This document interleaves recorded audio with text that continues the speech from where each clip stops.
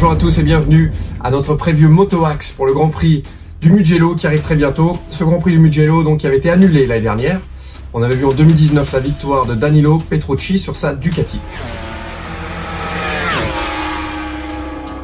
On va commencer par les favoris pour ce Grand Prix. Alors pour moi, c'est bien sûr Ducati, puisque Ducati sont vraiment très en forme depuis le début de saison. Les machines sont extrêmement rapides. C'est aussi le Mugello, un circuit test pour Ducati. Ils effectuent beaucoup de tests, ont beaucoup de données là-bas.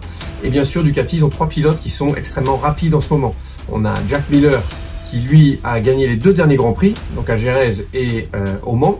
On a bien sûr notre Français, Johann Zarco, qui a effectué une superbe course au Mans avec sa 2e position et qui a aussi effectué un très beau début de saison. Il est très en forme, Johann, il se fait plaisir sur sa machine et je pense qu'il va rouler très vite au Mugello.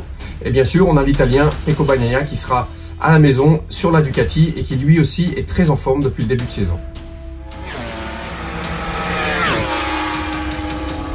Du côté des Yamaha, bien sûr, Fabio Quartararo sera de la partie.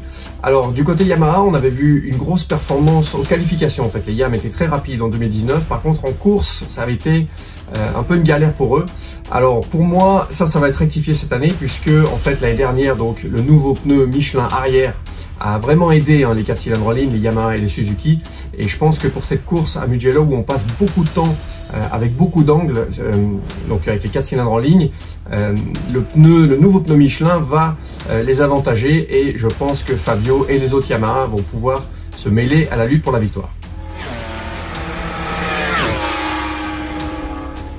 Du côté chez Suzuki, ça va être un petit peu la même. Alors attention, l'année dernière, enfin il y a 2 ans, en 2019, on avait vu Alex Rins se mêler donc à la bagarre avec les V4, avec les Ducati et puis la Honda de Marc Marquez. Il s'était mêlé à la lutte pour la victoire. Donc Alex Rins très rapide au Mugello et là maintenant il sort vraiment de 3 courses assez difficiles où il a montré beaucoup de vitesse mais il a fait 3 erreurs d'affilée. Donc à Portimao, Alex Rins il tombe alors qu'il avait la 2e place assurée. Il tombe aussi à Jerez en début de course alors qu'après en repartant son rythme était plus rapide en fait que le vainqueur de la course, Jack Miller. Et il tombe encore une fois au Mans après avoir effectué une remontée dantesque sur les premiers tours. Donc Alex Rins maintenant il n'a plus rien à perdre et je pense que pour moi ça peut être aussi un favori pour la course.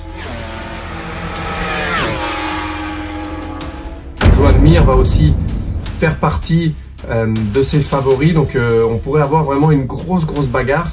En course bien sûr, la vitesse des Ducati va parler dans la ligne droite, mais les 4 cylindres en ligne, donc les Yamaha et les Suzuki, vont aussi pouvoir se mêler à la bagarre. Du côté de chez Aprilia, pourquoi pas une surprise? Alors le déficit de vitesse en moteur risque d'être quand même un problème au Mugello puisque c'est un circuit avec beaucoup d'espace. La puissance moteur fait quand même de la différence, mais l'Aprilia elle a montré des grosses qualités en châssis sur ce début de saison, donc pourquoi pas une grosse performance d'Aleix Espargaro, surtout aux essais. Je pense qu'il va falloir le surveiller aux séances de qualification. C'est possible qu'il se qualifie très bien Alex Espargaro et qu'il se mêle donc à la lutte au moins au début de la course. Du côté des Honda, ça peut aussi être un bon circuit pour Nakagami qui avait très bien roulé en 2019. Et pour Alex Marquez qui lui avait gagné la course Moto2 en 2019. Donc c'est un circuit qu'il affectionne. Marc Marquez pour le moment c'est aussi encore un point d'interrogation puisque il est encore dans sa phase de réhabilitation, de revenir donc à son meilleur niveau. Mais au Mans il a montré encore des choses un peu différentes. Il a pris beaucoup de risques. Il était en tête de la course quand il tombe. Donc pourquoi pas le retour aux avant-postes de Marc Marquez aussi. Enfin, un mot sur les KTM. Alors, un début de saison très difficile pour les KTM. Une belle 5e place pour Danilo Petrucci, donc au Mans, dans les conditions difficiles. Mais franchement, les KTM, si les conditions sont bonnes, s'il pleut pas, je les vois pas dans le top 5, peut-être même pas dans le top 10. Ils sont vraiment en difficulté sur ce début de saison. Par contre, s'il pleut, pourquoi pas une grosse performance de Petrucci qui avait bien sûr gagné le Grand Prix en 2019.